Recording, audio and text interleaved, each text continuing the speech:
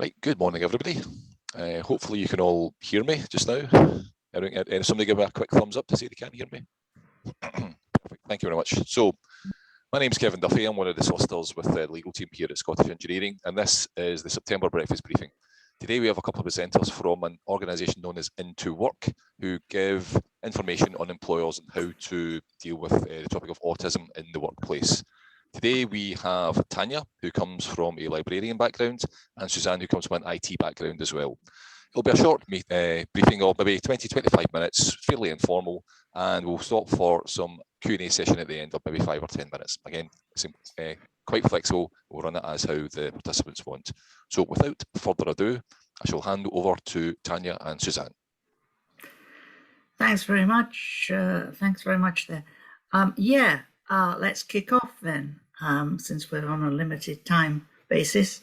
You can all see the screen, hopefully, with Autism Works, how to be an autism confident employer. This is our very brief gallop through a part of this presentation about how to be an autism confident employer. And here we go. So, first up, we are a little program for this morning. This introduction, we'll have a look at a section of our program which is called What is Autism? We'll then have a wee look at what does an autistic person experience. We'll have another look at a little section which is about recruitment, and you'll see why we've done that when we get there, and then any questions. So first off, we want to just start with a wee group activity to get you all involved. And that is, when you think about autism, what words spring to mind for you? And what we can do is we've got a whiteboard here. Tanya's got her fingers ready. So if you just want to unmute and call out what words spring to mind to you when you think of the term autism. Communication difficulties. Okay. A few more. Anxiety. Anxiety. Yeah. Social difficulties. Frustrations.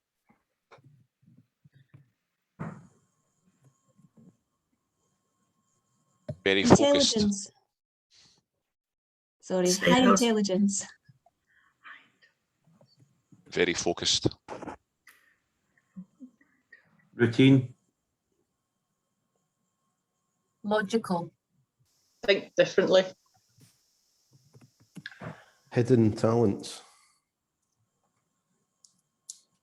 Emotions.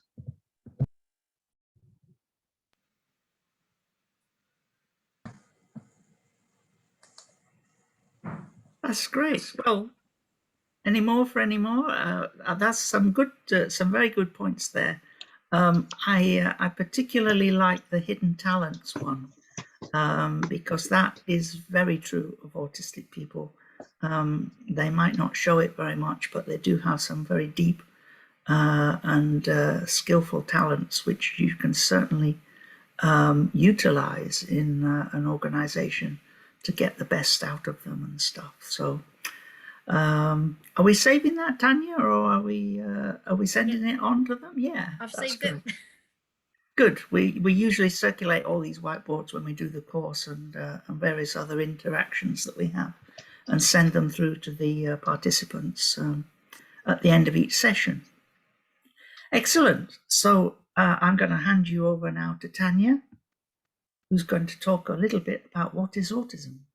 Okay, thanks very much, Suzanne. Okay, so what is autism? We could spend a lot of time on this one, and we're really not going to. So yeah, we're going to just do very, very briefly what our current understanding of autism is. Okay, so yeah, autistic people do process information and experience their environment through Sorry. really, really differently. Okay, that's okay. The estimate of numbers of autistic people in the population estimates really vary, but we're looking at between 1 in 100 and 1 in 25 people. So, you know, most likely there will be somebody in your workplace or that you know who is autistic. They might not know themselves that they're autistic, or they might not have told you they're autistic, but you know, there will be people you know who are autistic. It's genetic. So, you know, it's very, very highly linked. And it's not a disease, not a mental illness. There's no cure, there's no treatment. What we say works to help autistic people is understanding and adjustments by other people. But just, you know, making things work, getting things right. And what we tend to find is that what works to make things good for autistic people tends to make things good for everybody when we're talking about the workplace. Okay. So yeah, we find more interesting than what actually autism has been described and all the theories. What we find interesting are what an autistic person actually experiences. So we're looking at some of the challenges, which obviously can be mitigated by coping strategies, but haven't got time to cover those today, but also some of the strengths of autistic people within the workplace. So some of the challenges, yeah, really it's because autistic people are concrete, direct, literal thinkers. Okay, so there's trouble and challenges about interpreting nuanced or vague requests. So, for example, in the workplace, if you say, "Would you like to do X?" some autistic people would be like, "Yeah, okay, I'll do that." And you're their manager, and you say, "Would you like to do X?" some autistic people will go, "No, I don't really fancy doing X. Don't fancy that, thanks. No." You've asked them the question, "Do you fancy it?" So, you know, it's reasonable that they might misinterpret that. But also things like, "We'll do that later." An autistic person is thinking, well, when later? Is that in an hour? Is that in a day? Is that next year? Or is that one of these weird words that means we'll never actually get there? So it's that thing of looking for specifics, looking for clear communication, which is good in the workplace anyway. Understanding of unwritten social rules of workplace dynamics, and also reading body language and facial expressions. This can be really tricky. So, for example, you might have a frontline worker or somebody working with a client. The client might be really angry. Some people might have already would have picked that up, you know, from their body language, their facial expressions. But some autistic people might not pick that up at all, and then they'd be completely shocked when the customer, the client, started shouting, because they'd be going, "Where has that come from?" Now, obviously, that sort of stuff can be taught. You can teach people to look for the things that come before, but it can be surprising. It can be disconcerting. Also, things like understanding and predicting thoughts, feelings, reactions of other people can be really challenging. Okay, so the next one, we've got some other challenges. Yeah, sensory challenges. Sensory challenges are really big for autistic people, and they're highly individual. Okay, so what might be a real issue for one autistic person might be absolutely no problem for other autistic people. So it can include hyper or hyposensitivity to things like sounds or lighting or smells, physical contact, or internal feelings, things like hunger or thirst or emotions. So, for example, if in the workplace you have somebody who doesn't notice their internal feelings of hunger and thirst, and it's 3 o'clock, and they haven't actually eaten anything since they had their breakfast at 7 o'clock, you can imagine their work is not going to be as good, or also their social interaction is not going to be as good as if they've been eating regularly or drinking regularly. Okay, so, these, and the other thing as well is, if you have somebody who's really affected by sounds or lighting, if that's wrong in the workplace, if the sounds are overwhelming, if the lighting is flickering or too bright, then it means that the person can't work as effectively as normal. So yeah, it can be absolutely overwhelming, the overstimulation. Okay, what do people do well?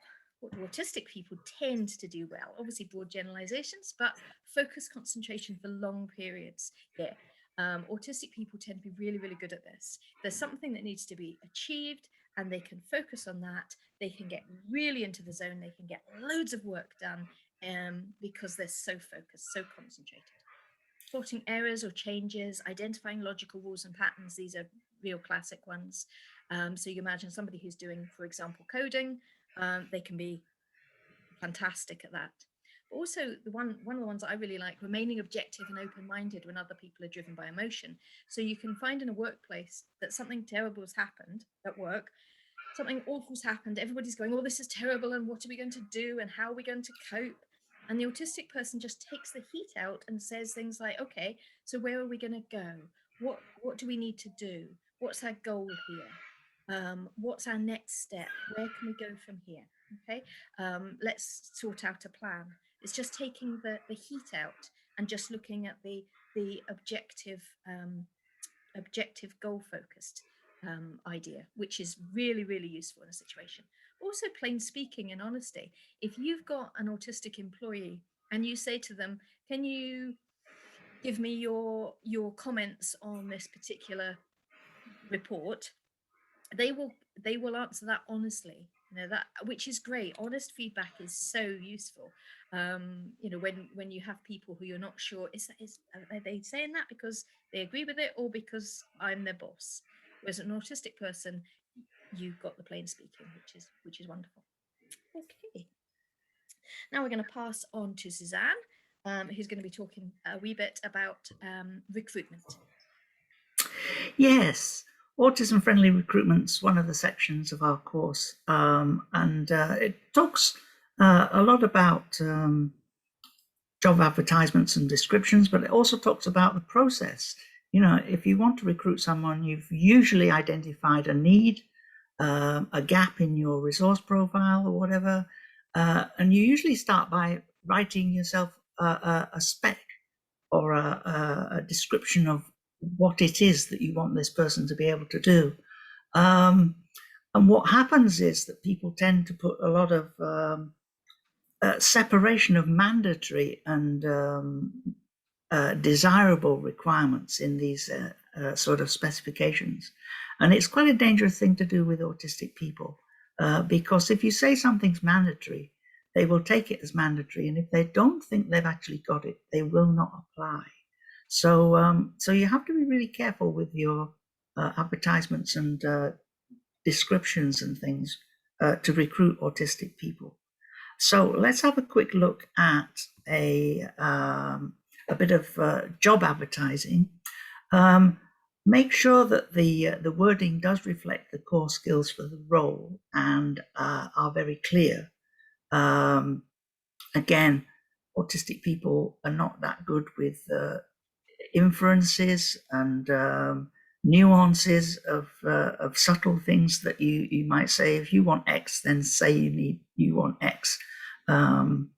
Expected hidden skills is an interesting one, because again, some roles come with expected hidden skills, but autistic people may not necessarily have picked up what they are. So that might be something you might want to make clear in your advert. Describe the working environment. That's extremely helpful for autistic people. And maybe provide some images of the environment. But this does come with a caveat, in that if your image portrays a certain aspect of your environment, autistic people will see everything in that picture. And if you are a disability inclusive employer, then do please wear your badge with pride and put it on your adverts, or put a statement to that effect or whatever, because that will open the eyes to autistic people as well. Now, we're going to have a little bit of fun, if I can find my pointer. Yes. This is one of our example adverts. These are Grizzly Grills. Grizzly Grills, we are looking for a fun new hardworking dishwasher to join this crazy team of ours. Well, remember that autistic people see everything, notice everything, and process everything in that photograph. So it says, join our team. People there are pulling funny faces. They're all very, very close together. They're drinking a lot, or implying that they like their beer or whatever. So the question is, would an autistic person apply for this job? They may be the best dishwasher in the world, but this is not a very appealing advert. It also misses out quite a lot of information. Where is the dishwasher? Is it under this counter here? Or is it in a back room where, in fact, all of this nonsense at the front doesn't mean anything? Do the staff collect the glasses and plates from the front of house area? Or does the dishwasher have to do that to go out into this environment? There is a TV screen behind the people there. So this is clearly a bar that streams music videos or sports or whatever. So again, it might be very loud and things. And an autistic person will notice everything in your advert or your picture or whatever. So just be very careful what you put in and what you leave out as well. We do have another example of this from IBM, which again, you'd think would be an absolutely great advert for an autistic person. But in fact, it has a lot of subtle things in it which would put people off applying, particularly a photograph of a whiteboard as to how they manage themselves. So just be careful, and there we go. So I'll pass back to Tanya, who's going to talk about some benefits and statistics. Yeah, thank you. Okay, so the benefits of having autistic people as employees. When the JP Morgan Chase Autism at Work program did some research, they found that their autistic professionals make fewer errors and are 90 to 140% more productive than non-autistic employees, which is, fabulous. And with talent retention as well, retention rates of more than 90%, which are higher than industry averages in the 4 largest US autism hiring programs. So, again, recruitment costs a lot of money. So trying to retain people as long as possible is a really useful thing. Okay, so what else have we got? Yay. So Helen Jeffries, who's the Deputy Director of the COVID Task Force at the Cabinet Office, is autistic. And she is saying that when an emergency is unfolding, nothing is more important than accurate and truthful information. And we with autism tend to be truthful and blunt. And we have an absolute dedication to facts and precision. So Helen has actually said that she has done the best in her career through the COVID crisis because of COVID and lockdown and all the rest of it, she wasn't having to socialize after work as a prerequisite for getting, different jobs. And she was able also to do online interviews. So she didn't have to worry about eye contact, which for her had been an issue. So she's done the best because there's been these slight adjustments that have worked really, really well for her. And also her skill set has been really valuable. The second quote, which I quite like, is Natalie Hoffman. She is in charge of the sort of inclusion part of the work that they do at Ernst & Young. And she's saying that the more that organizations can normalize conversations about valuing people who think a little differently, the more they can drive innovation, increase productivity, and generate a sense of belonging across the entire organization. And she was using that to talk about people who are autistic or ADHD, or in other ways neurodiverse. In other words, their brains work differently to the sort of neurotypical brain. Okay, what have we got next? Yay. So we've done an absolute whistle-stop tour of a 3-afternoon course. So the complete course which we run, which is over three 1.5-hour sessions, has a lot more information about what we've been covering. We just touched on some of the points in there. But it also covers things like an autism-friendly work environment, retention, good management, and also career progression for autistic people. The course is co-produced by autistic people and is delivered by trainers with lived experience of autism, such as myself and Suzanne. We have one other trainer, Fiona. And as I say, we currently run it online as 3 1.5-hour sessions. One of the things that we do have available for people on this call, if people are interested, is we have a few free spaces available on the course that starts the 16th of September in the afternoon, 16th, 23rd and 30th of September. So we have very few places left. It's, I think, the final time we're going to be doing this as a free course. After this, we're going to be charging for it. So if people are interested, please get in touch with Interwork. And what else have we got here? I think we've got some nice quotes. Oh yes, quotes about us and about our wonderful course. I really like this first one. Confidence that was instilled is really useful. But yeah, people talking about having a deeper understanding of the issues surrounding autism in the workplace and how best to support autistic employees. So people feeling, yeah, more confident about being able to manage autistic employees, which is great. And obviously then we've got a third one, which says just how fabulous Suzanne and I are. Hooray! Because we've got to put that in. And so the final slide here, we've got any questions. We've got some time for questions. If we do really like questions, that's one of the things that we probably love the most when we do our courses. We've always got plenty of time for questions. So if anybody have questions about the course, about autism in the workplace, we will try our hardest to answer them. So please just throw questions at us.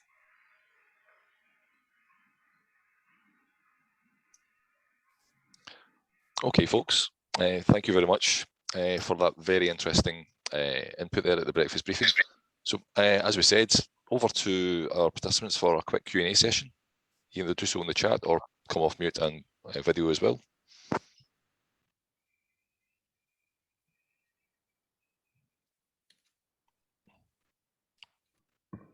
Any questions at all from the participants?